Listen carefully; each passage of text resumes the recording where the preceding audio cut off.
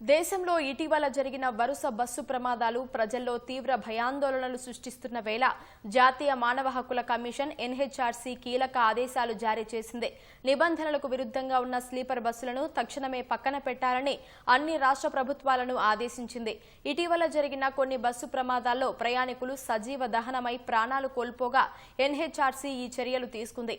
భద్రతా ప్రమాణాలు పాటించకపోవడం, తనిఖీలు చేపట్టకపోవడం సహా అగ్ని ప్రమాదం సంభవిస్తే దాన్ని నియంత్రించే పరికరాలు బస్సులో లేకపోవడం వల్లే ఈ ప్రమాదాలు జరిగినట్లు ఎన్హెచ్ఆర్సీకి ఫిర్యాదులు అందాయి.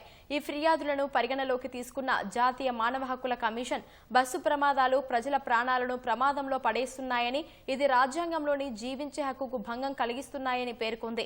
ఈ నేపథ్యంలో చట్టవిరుద్ధంగా రోడ్లపై తిరుగుతున్న బస్సులను పక్కన పెట్టాలని అన్ని రాష్ట్రాల ప్రభుత్వ ప్రధాన కార్యదర్శులకు మార్గదర్శకాలు జారీ చేసింది.